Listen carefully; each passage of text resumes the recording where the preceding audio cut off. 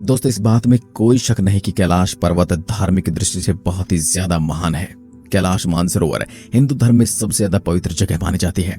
यह जगह अभी तिब्बत में स्थित है और जैसे कि आपको पता होगा कि चाइना ने तिब्बत के ऊपर कब्जा किया हुआ है, जिसके चलते कैलाश पर्वत के ऊपर भी चाइनीज गवर्नमेंट का हक है। लेकिन वह अगर हक दिखाने की थोड़ी भी कोशिश करती है तो वह हक की बक्की रह जाती है। इसके बारे में भी हम आपको बताएंगे।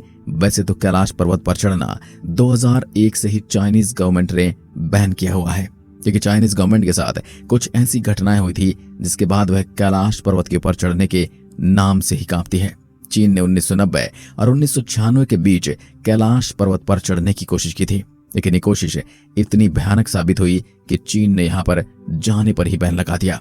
सबसे पहले चीन ने 17 वैज्ञानिकों की एक टीम को कैलाश पर्वत के ऊपर भेजा था। इस टीम में कुछ चाइनीज साइंटिस्ट थे तो कुछ जापानी।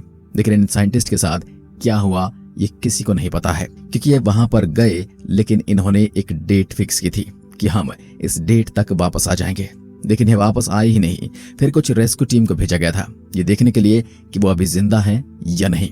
लेकिन वहां पर जाकर पता चला कि 17 की 17 की मौत हो गई थी। लोगों का मानना है कि इनकी मौत कमजोरी और बहुत ज्यादा खराब मौसम की वजह से हुई थी, लेकिन असली वजह अब तक अननोन है, क्योंकि इनमें से एक भी जिंदा नहीं बचा था। साथ ही इनका जो कैमरा था वो भी काम नहीं कर रहे थे और पूरी तरीके से बंद थे। इसके बाद भी चीन ने हार नहीं मानी, क्योंकि उन्हें जानना था कि जिस कैलाश पर्वत को इतना पवित्र माना जाता है और इतना ज्यादा ताकतवर माना जाता है, आखिर इसके ऊपर क्या है। ऐसी कई सारी दंत कथाएं हैं जिनमें यह बताया गया कि कैलाश पर्वत के ऊपर शिव जी का घर है और साथ ही स्वर्ग तक जाने का रास्ता। ऐसी और भी बहुत सारी बातें लिखी हुई हैं और इसलिए चीन बहुत ही ज्यादा उत्सुक था ये जानने के लिए कि आखिर ऊपर है तो है क्या। और इसलिए ही उन्होंने फिर सोचा कि अब हेलीकॉप्टर से जाएंगे।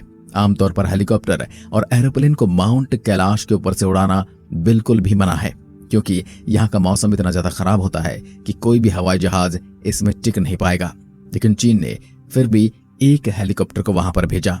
चीन की मीडिया रिपोर्ट ने कहा कि जब उन्होंने हेलीकॉप्टर से उड़ान भरी तो शुरुआत में उन्हें कैलाश पर्वत के काफी सुंदर नजारे दिख रहे थे। उन्हें लग रहा था कि इससे ज्यादा सुंदर और शांत जगह और कोई हो ही नहीं सकती। इनके साइंटिस्ट का कहना था कि अगर ये सफर ऐसे ही चलता रहा तो उन्हें किसी बात की कोई चिंता नहीं है।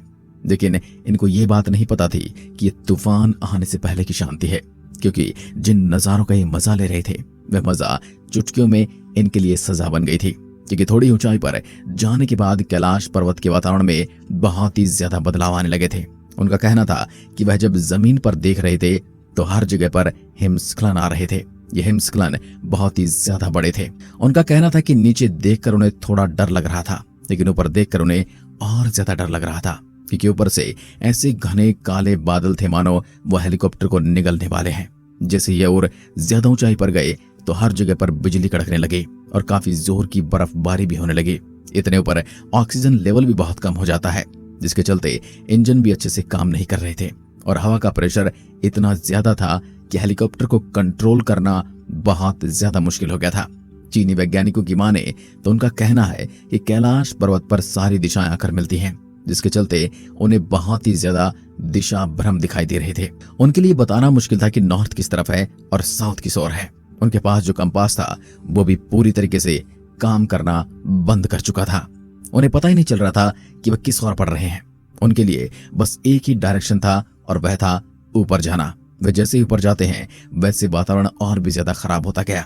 फिर एक पल में इतना ज्यादा खराब हो गया कि हेलीकॉप्टर में वार्निंग मैसेज बजने लगा। साथ ही पेट्रोल के कांटे ने भी काम करना बंद कर दिया था। उनका दिल जोर जोर से धड़क रहा था और उनके दिमाग में वापस जाने के ख्याल आ रहे थे। और फिर इनके पास और कोई चारा भी नहीं बचा और इन्हें मशीन आधे में ही रोकना पड़ा। कैलाश पर्वत पर चढ़ना नामुमकिन माना जाता है। यह हेलीकॉप्टर भी उसके ऊपर नहीं चढ़ पाए। इस हादसे के बाद चीन बहुत डर चुका था और उसके बाद उन्होंने कभी भी कैलाश पर्वत पर खुद चढ़ने की कोशिश नहीं की। इन्होंने कैलाश पर चढ़ना भी बैन कर दिया। लेकिन इन्होंने एक बार आखिरी कोशिश करने की सोची और दुनिया के 4 सबसे बेहतरीन माउंट क्लाइंबर्स को बुलाया और उन्हें यह मिशन दे दिया कि तुम्हें कैलाश पर्वत के ऊपर चढ़ना है। इन चारों ने सोचा कैलाश पर्वत के एकदम ऊपर जाने से बस थोड़ी नीचे एक जलधारा बहती है और इनका प्लान वहां तक ही पहुंचने का था। इन चारों ने अपने एडवेंचर को शुरू किया। कहते कि 1 हफ्ते तक इनका कोई अता पता नहीं था, लेकिन इसके बाद रेस्क्यू टीम को इनकी मदद के लिए भेजा गया और तभी ये चारों जिंदा मिल गए। लेकिन इनकी हालत बहुत ही ज्यादा खराब थी इनकी आंखें अंदर जा चुकी थी, इनके नाखून और बाल बहुत ज्यादा बढ़ चुके थे और बाल सफेद हो चुके थे। इनके चेहरे पर झुर्रियां आ गई थी। ये ठंड से कांप रहे थे और ये बहुत ज्यादा कमजोर हो चुके थे। बाहर की दुनिया के ये 8 दिन के लिए 25 साल जितना बड़ा समय लग रहा था। इन चारों को जल्द से जल्द हॉस्पिटल लेकर जाया गया, लेकिन ये सही अवस्था में आते उससे पहले इन चारों ने अपना दम तोड़ दिया।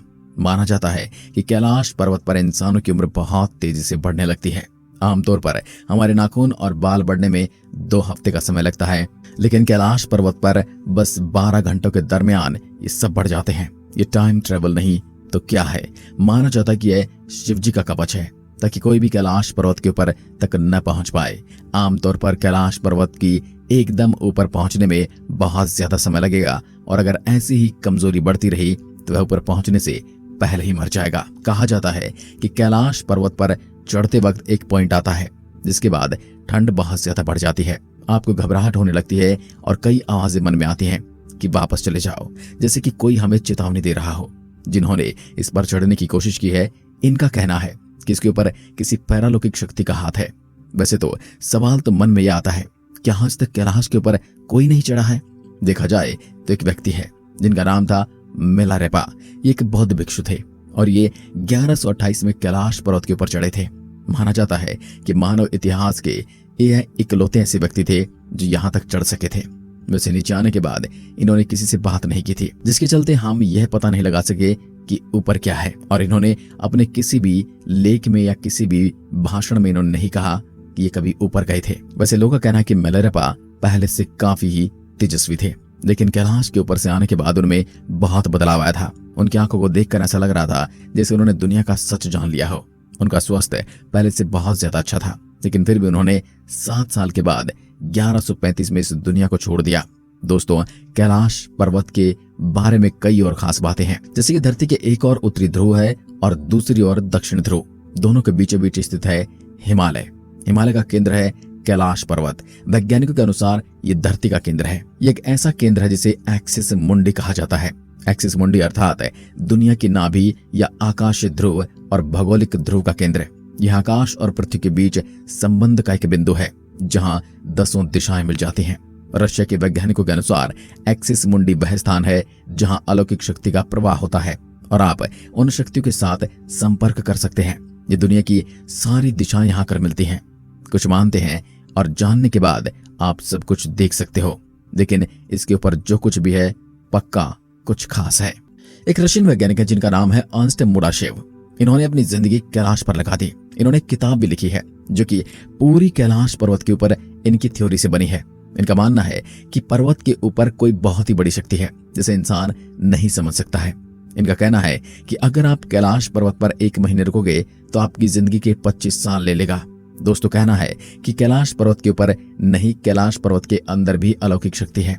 उनका कहना है कि जब कैलाश पर्वत में रात हो जाती है तो एकदम शांत माहौल में आपको एक धुन या फिर ओम की आवाज सुनाई देती है। इनका यह भी कहना कि कई बार आपको पहाड़ के अंदर से फुसफुसाने की आवाजें सुनाई देती हैं। कई बार पहाड़ के अंदर से चट्टानें गिरने की या फिर कुछ बनने की आवाजें भी आती हैं। इनका यह भी मानना है कि पहाड़ के अंदर कोई रहता है। इनका कहना है कि इसके बाद इन्होंने जब अपने साथियों के साथ यहाँ पर थोड़ा वक्त बिताया तो इन्हें यह महसूस हुआ कि पक्का इस पहाड़ के अंदर कुछ है। वैसे तिब्बत की पुरानी किताबों में ये सब लिखा है कि कैलाश में एक ऐसी जगह है जहां से आप स्वर्ग में जा सकते हैं। इस स्वर्ग को संभाला कहा जाता है। कई हिंदू और टाइबेटियन ग्रंथ में लिखा गया है कि यहीं से सारे देवी देवता जन्मे थे और यह भी माना जाता है कि कृष्ण भगवान का जो आखिरी अवतार होगा, जिस दुनिया से पाप का नाश करेगा, वो यहीं से आएगा। और अंश की बात सुनने से ये लग रहा है जैसे कि संभाला कैलाश के अंदर है और शायद उसके ऊपर से संभाला तक जाने का रास्ता हो। वैसे अंश के बाद और भी लोग हैं जो अब कैलाश पर्वत पर गए तो उन्हें अलौकिक शक्ति का एहसास हुआ। साथ ही दोस्तों, कैलाश की जो परछाई होती है वो एक स्वास्तिक जैसी है। अब दोस्तों, हम इन सब बातों की पुष्टि नहीं करते, बल्कि जो फैक्ट लोग बता रहे हैं हम उन्हें आपके सामने रख रहे हैं। वैसे आपको क्या लगता है कि कैलाश पर्वत के ऊपर शिव रहते हैं, या फिर कैलाश पर्वत के ऊपर संभाला जाने की जगह है? इस वीडियो को लेकर आपके मन में जो भी सवाल आ रहे हैं सब के सब कमेंट्स में जरूर बताना और इस ज्ञान से भरी सच्ची बातों को सबके साथ साझा करना, क्योंकि ज्ञान बांटने से बढ़ता है। धन्यवाद।